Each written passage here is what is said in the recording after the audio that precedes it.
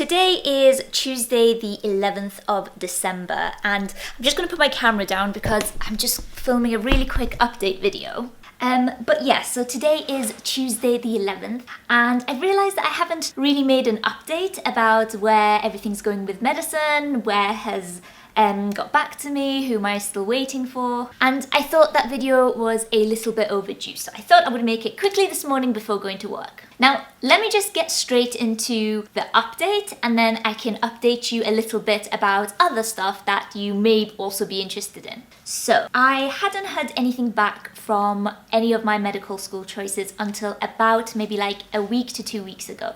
So, in my last video where I talked about sending off my application and asked you guys to keep me posted, I heard loads and loads of you have gotten interviews, which is amazing. Guys, congratulations.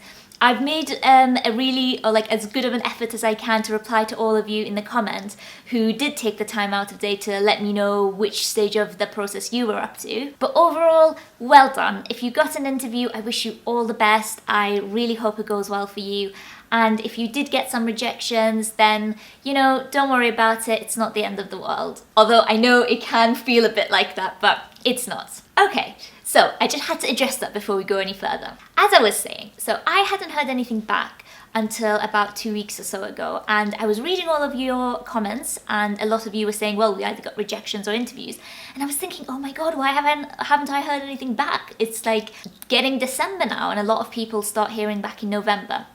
But lo and behold, my first university that got in touch, or my first option, was King's for undergrad. And unfortunately, it was a rejection. Now, they were one of the universities that actually gave me a reason as to why they rejected me. And not surprisingly, if you've been keeping up with my videos, they said that my UKCAT was too low. And as I said, that wasn't really a shock to me, or anyone for that matter. But I do want to address why I applied to King's in the first place, because I know somebody commented in one of my videos saying that, well, if you knew that your admissions tests were low, why did you apply to these universities? Which is a very valid question. And honestly, and I kind of said this in the response to this person, that when I was researching which universities I wanted to apply to, I read on the King's website that they said they look at a candidate very holistically. So not only do they take into account UKCAT, but they also take into account your work experience and your grades and all of this other stuff. So what went through my head was that yes, my UKCAT score isn't competitive enough, especially as I know lots of people get like really incredible scores.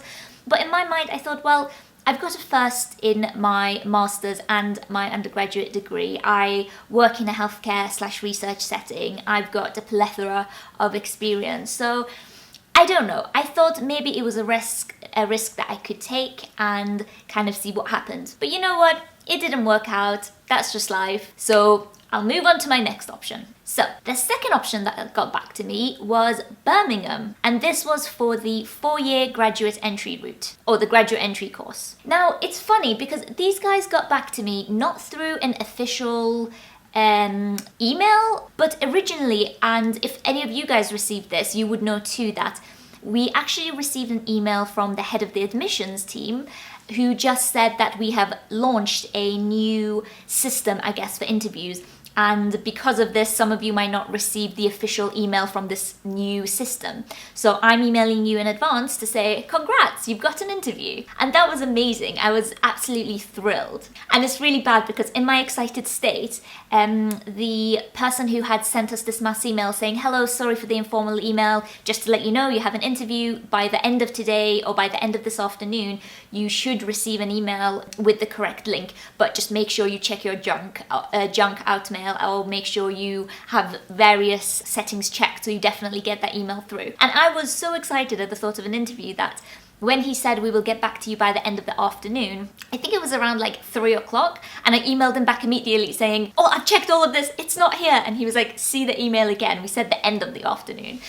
To be fair, they sent it in the evening. So I waited all day and I was just like furiously checking my email because I was like, oh my god, what if I miss it? What if all of like the interview slots get booked up? But eventually I got an email at 7:30 in the evening, I believe. Not late afternoon, early evening. So I've just been like anxiously on my phone. And there it was. That was the official interview system portal, and yeah, so we've got 1 rejection and 1 interview so far. But there's one more thing I discovered when I was accepting the interview for Birmingham. So as I was checking through my junk mail for this potential email that I could get from Birmingham to accept the interview, I saw an email from Oxford and I thought, this is strange. I didn't see this before. There's no updates in my track changes. I haven't got an email from UKCAS. Let's see what this is. So anxiously, I opened it on the same day and it was a rejection. I am a little bit bummed out about this. I think because Oxford is such an academic university and it's such a academic medical course, and being somebody who works in research, and I have such a desire to go into research medicine and research oncology specifically, I was a bit like, bummer. But I have to say that I'm very lucky that I saw this rejection at the time where I had already gotten an interview, so I guess that made me feel a little bit calmer. And so here we are. The only other university that I'm waiting to hear back from is UCL, and that is the 5-year or 5/6-year undergrad course. Yeah, so there is the medical update. Now, I just would love to know if you guys have had any other offers or any other rejections. We had such a good discussion in the last video where all of you guys are letting me know what's happening in your medicine journey. So keep me posted. Have you heard anything new? Do you have any updates? Whereabouts are you on this delightfully anxiety-inducing journey? Let me know below. And you know what, guys? Speaking of anxiety-inducing, I want to show you something. So, obviously, in my angst, as I said, waiting to hear back from all of these universities, I thought I would submerge myself in art, because art was always an escape for me growing up when I had my A-levels or when I had my GCSEs or even in university sometimes.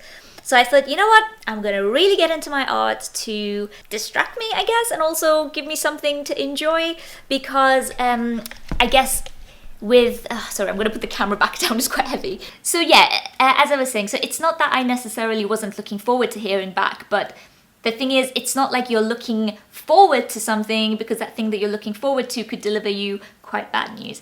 So as I said, I've been doing some art and I want to show you a few of the things, because I'm actually planning on putting a bunch of these on Etsy. I thought since it's Christmas, I could create, well, I started off by creating some little Christmassy pieces. By the way, can you guys guess what these are? They're little red blood cells. So I clearly had medicine on the mind. So even in the pieces of art that I created, there's a little bit of medicine in a bunch of them, so I don't know. You might be interested in it. If you are, I'll link the Etsy below, and if you aren't interested in purchasing, but you just want to have a look, I will link my Instagram below so you can just have a little look at the kind of things that are there.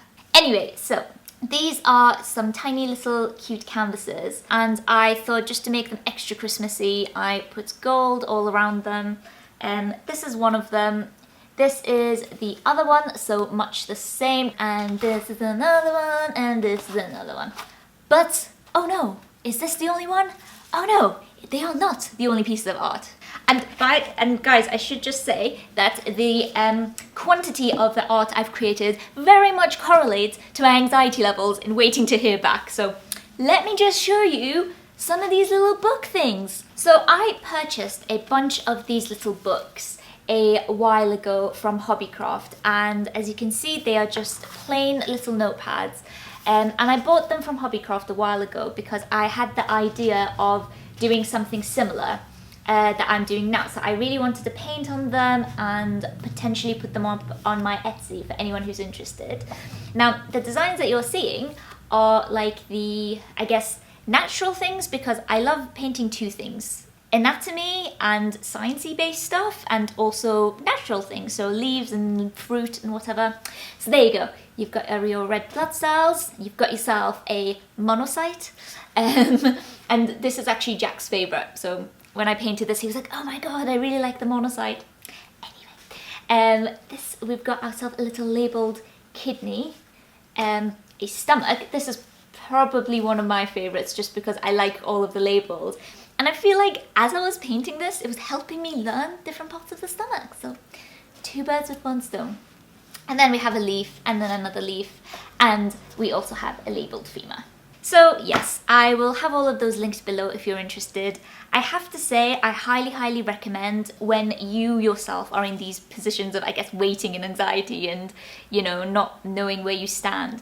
I do deeply recommend finding yourself some sort of hobby that you can immerse yourself in. Putting myself in quite high pressured areas, be it with my studying or my job or my volunteering, extracurriculars, whatever, I do tend to think that it's very important to be able to switch off, and I find it nearly impossible to fully switch off, but I feel like painting is my little way of being able to switch off while still staying productive. And in fact, if you guys have any hobbies or anything you do, let me know below as well. So let me know where you're at with medicine, and let me know what kind of hobbies and stuff you do, even if you don't do medicine. Now there's one final thing I want to show you, actually two final things, because right behind the camera, I just want to show you this, because if you are as much of a Christmas lover as I am, do you not think this is the cutest little, it's real, and it's the cutest little Christmas tree? I'll be honest, Jack and I haven't made a huge effort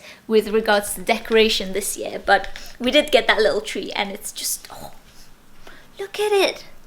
Oh. Right, so I better go and get ready for work, I suppose. But one final thing before I go is I want to show you this for any of the art lovers. Please excuse my laundry in the background. I have kind of partially turned our spare room into an art studio, and I just wanted to show you guys this. This is my on-the-go canvas. So in addition to those little notebooks and stuff that I was making, I am working on this big piece. And it's not done yet, it's got a long way to go, but yeah, as I was saying, it's really been helping me stay grounded and calm throughout this whole process. Alright my lovelies, it is a beautifully sunny day, and you can see my camera's reflection, so I'm going to sign off here. Please do leave your comments below, we can have a little bit of a chat. I'd love to know how you guys are doing in general, and yeah. I hope you all have an amazing day, and until next time, take care, and I will see you tomorrow. Wait, not tomorrow. I will see you in my next video. Bye!